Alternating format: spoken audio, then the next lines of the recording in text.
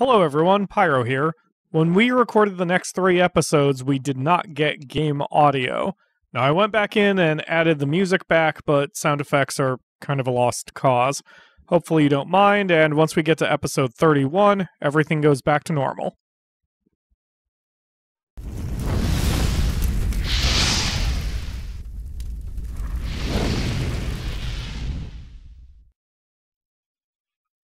Welcome back to Final Fantasy VI, everybody. In the last episode, Kefka disrupted the balance of the warring triad. The world was cracked in half, as was Setzer's, that is Kalo's airship. Yeah, great googly moogly! Yep, It's all gone to shit, Kupo! It has all gone to shit. So here we are. We don't know what's going on other than a nice fire red / evening sky, and here we are on a solitary island. That is actually called Solitary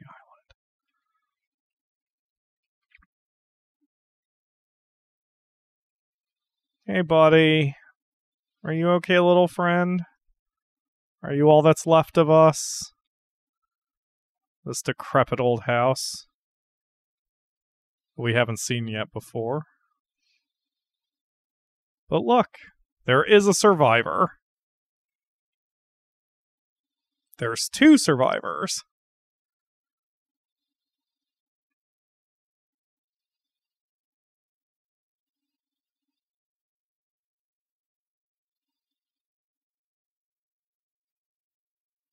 I like the body language of the sprite. Yep. He's like, oh, is she... No. They did a great job with what they had.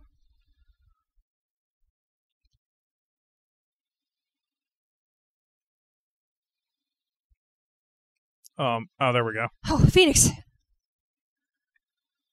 Oh, Phoenix! You're finally awake!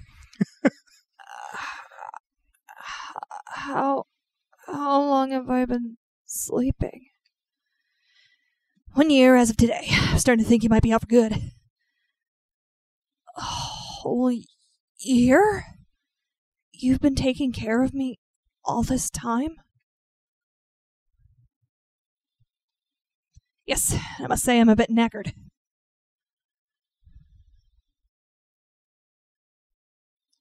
We're on a tiny deserted island. If the world was torn apart, I would find us here.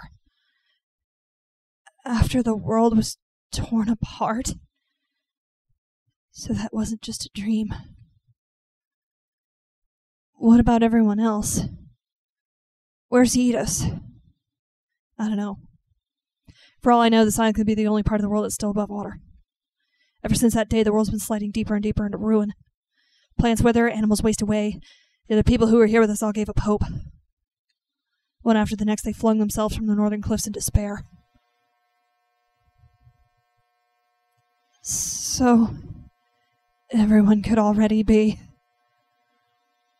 Phoenix, try not to take it so hard. We can still live out our lives together in peace. You're the closest thing to family I've left in this world. Yeah, I suppose you're right, Sid. Or should I say, Granddad?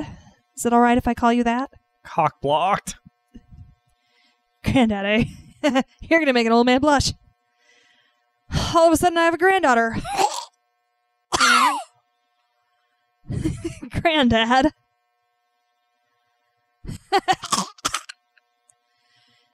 You must be hungry, Granddad.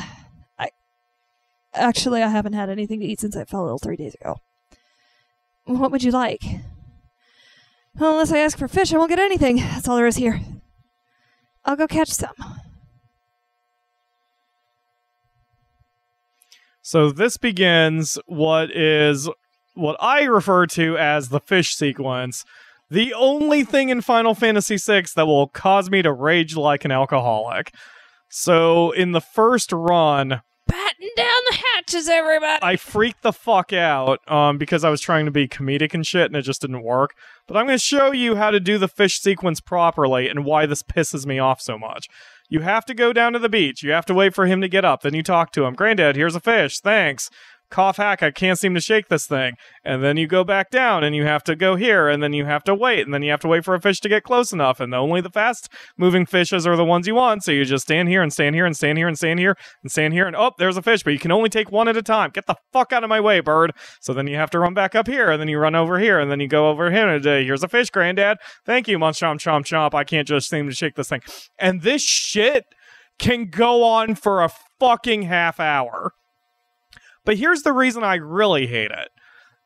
This is pointless. Like, it's not so much that this is a sequence, it's that it doesn't add anything, and it doesn't get you anything. You don't get any reward for doing it correctly. You are not required to do it. It just changes about 3 bits of dialogue, and it's fucking stupid.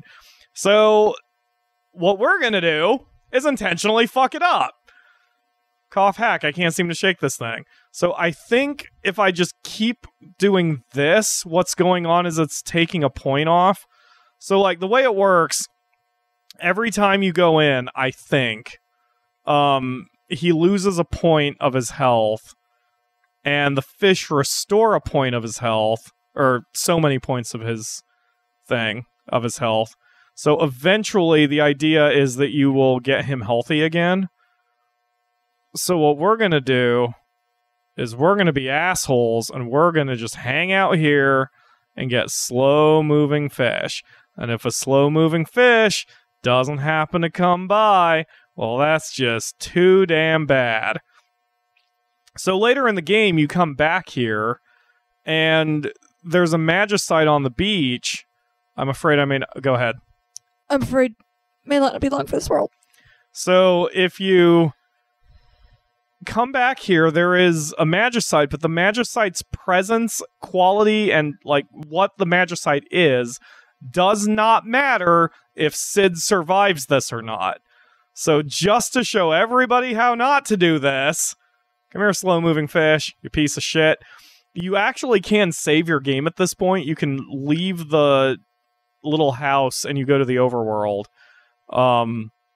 So you can save, and what I tend to do is I will step out, save it, and then try to survive this, or try to make sure the Sid survives this. Phoenix, well, I can still talk. I want it. Thank you. So he does go through certain words and phrases as you deal with him, and then there's one tease. The second best phrase is he says that he probably is going to die. It's kind of a dick move. But what we are doing here, like I said, is we are intentionally fucking him up by getting him small fish. And maybe you have to go all the way to the beach and then come back. Because that does reset the fish, so I wonder if doing that will speed this along. But yeah, I'm trying to make him die. So I'm a monster, hashtag Pyro is a monster, and also hashtag fuck the fish sequence. Which may be the title of this episode, except YouTube doesn't like you to put swears in titles. So I might do like an F and 3 stars in the fish sequence, because fuck the fish sequence. Nobody likes... Oh, Sid's dead. Because he's already in bed, so that means he's dead. Granddad, you have to eat, or... What's the matter? Granddad? Say, the Akamura is still going to bring her acting chops, but fuck the fish sequence. Sid? Oh god, and they play the saddest song in the game. Yeah, that hurts. No, you promised you'd stay here with me. Granddad, answer me. Tell me you're just joking.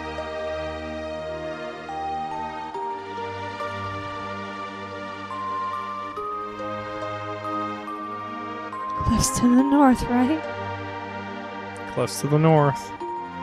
And, oh yeah, I have control. There's a parallel here that the setup of this is exactly like the stage in the opera after the dance. So you have to climb up this section and then take a sharp left. Oh my god. I don't remember that. The people who were here with us all gave up hope. One after the next, they flung themselves from the northern cliffs in despair.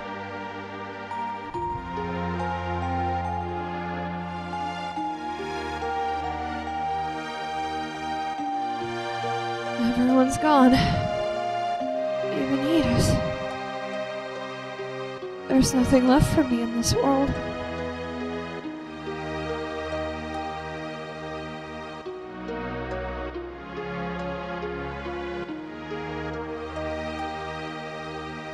If I close my eyes, it'll be like flying.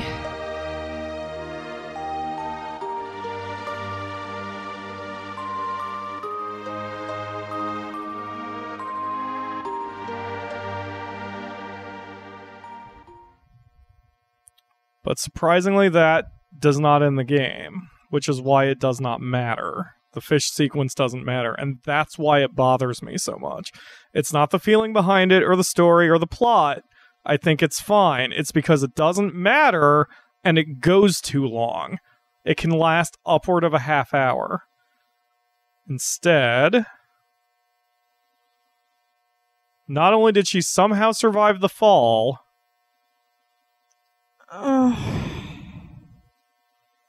Were you watching over me? Why would you want to help someone like me? I've already given up hope.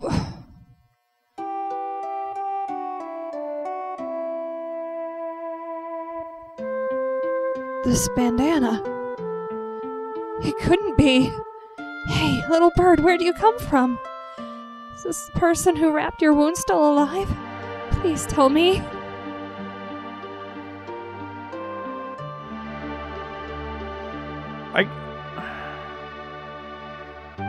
He's alive.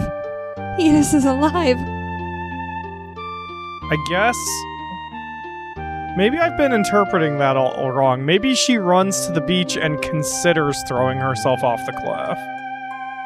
That would probably make more sense, right? Because she talked to the dead bird, who then said what Sid said. I always thought she survived the fall and somehow survived her injuries, but that doesn't make any sense whatsoever. Especially that she winds up on the beach. So maybe after Sid dies, she comes to the beach in grief, loses her hope, cries on the beach, and then considers killing herself. That makes more sense, doesn't it? Maybe. I mean, it makes more sense than her actually jumping off the cliff and surviving. Yeah, especially since the setup of the cliffs was the same as the, Yeah. So, we're gonna head back inside. Sid is still dead, but then she finds this envelope for no apparent reason. That's Sid. You must leave this island. Somewhere out there, your friends are waiting for you. Go down the stairs by the stove. Route to your freedom awaits. Love, Granddad. Oh, yeah, great. Yeah, great. Sorry. Okay, so, yeah, there's nothing there. I think she... So, I feel bad for Celeste. I almost always go out of my way to do the fish sequence correctly. And if Sid dies, I'll wind up reloading and doing it again, even though it can take upwards of a half hour to do, so it is what it is. At this point, she's usually waving to Sid, which is why she's kind of facing upward, but, yeah. I'll make you proud of me, Granddad. We will be back later for the Magicite, and I've got a fucking clown to kill. Yeah. By story pacing, it would almost make more sense to let Sid die. Because that sequence feels better. Like, it doesn't feel better emotionally, but for story beats and for writing, it works better if Sid dies. But I think canonically he survives. Canonically, you're supposed to do it correctly. But anyway, like I said, it just annoys me because it doesn't matter. It's too long, and it doesn't matter whether you succeed or not. That's what irritates me.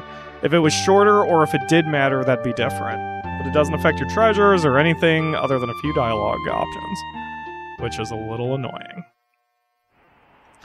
Alright, so here we are. We're going to re-equip her to make sure everything's good, because I didn't equip her with jack shit. We're going to give her the ultimate weapon. You're not going to be using... Alright, you need sprint shoes. You're going to need... I don't think anyone hits you with status ailments this early, so... How about the Hermes sandals? Because we need speed for what we're about to do. And then you are going to break my rule because I need you to gain spells. So you're going to take Bismarck so you start getting some magic in your arsenal. And really, I should grind out here, but I'm not going to. Alright, here we go. Alright. First things first. Need to find an incorrigible gambler who owes me a life debt. Yep, so she's got the ultimate weapon, which means it bypasses defense. It's not going to do a tremendous amount of damage this early. We have to get her hit points nice and higher. But it is going to do solid enough damage for our purposes. Sticky goo. Yep, alright, that would have slowed her. But she's permanently hasted right now. So, the other thing we need to do is get her some Cure Magic. I think she's got Cure 1. Actually, I know she has Cure 1, but she doesn't have Cure 2. So once she's got Bismarck and she knows the basic 3 offensive spells, we'll switch her out to her Cure Magic, and then we'll be in good shape. But this being the second half of the world, the game kind of opens up. You actually don't need to do what I am doing. It is the preferred order. It is certainly the easiest order. But, it is not the only required order. So, the first thing we're going to do is we're going to head here, which is Elbrook. This is the city on the southern continent, as you may remember. So, I'm just going to make sure my items are fairly refreshed. Yeah, let's get some of those, because we're going to need to run from some fights. Alright, cool. That was a waste of my money, actually, because I could have just bought smoke bombs. Kefka's practically a god now, sitting up in that tower of his with the power of the Warring Triad at his command. Yeah, the cool thing about the design, one of many cool things about the design, is that you see the final dungeon almost immediately. You just can't get in there right away. Get the... Really?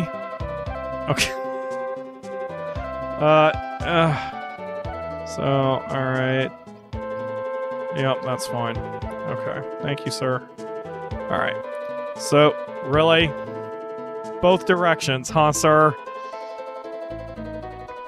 Alright, there's other crap we can buy in there, too, if we wanted, but why? Alright, so the first thing we're going to do is we're going to head north, and this is what I mean. That is Kefka's Tower. That is the final dungeon of the game. And it's cool that, like, it's right there, you know? You can see it. You know that it's there. You know you're going there at some point. Man, and it's, looking at the world, holy shit. yeah, the world is very different. So Solitary Island, where we started, is down to the southwest. And I'm seeing a problem with our timing today. We'll just go. This is going to be a long episode as well as yesterday's. I don't like having multiple long episodes, or consecutive long episodes, but I kind of can't help it right now.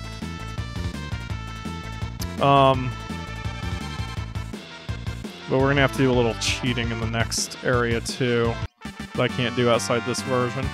So, you know, Celeste is moving around, trying to explore. Here's Tizen, and... What the actual hell? So we're gonna run over and see what's going on over here. What the? Hey! Lord Ariados? Oh, Phoenix! Let me help you. Wait. If I move, this whole house will collapse. First, go save the kid who's inside. I don't think I can hold this much up longer. That wasn't what I meant. You've got to hurry. I understand. So again, you have 6 minutes, and you gotta fucking book it. So, but we're gonna cheat, I think, because if I use auto fight, yeah, it makes the turns come up faster, but the clock still rolls the same. See what I'm saying? You can't do this in the Super NES version. That's for damn sure. But we can get out of this a lot quicker. And get all the treasure. Because, as we all know, fat loot is more important than saving kids' life. Fuck children, get loot. That's a bit of an issue. Oh, wow, her turns are coming up even faster. Or not even faster, but her turns are coming up fast, and it's not dealing with that clock either. So fast forward does not mean fast forward the entire fight, it just means fast forward the turns. And you can exploit that on the mobile and Steam versions like I'm doing. Anytime there was a time limit like this, I could have done it. So we're going to be okay. And looking at the clock, I'm going to wrap up the episode now. I guess I can pause because I think that does stop the clock. Yeah, so we're going to stop there, and then we're going to rescue the kid and deal with Sabin in the next one. So thank you all very much for watching, and especially thank you for the patience of getting through the flippin' fish sequence. And I will see you all tomorrow for another episode. Wow, you're mad, and it was the abridged fish sequence. Fuck the fish sequence. But I don't want a venereal disease.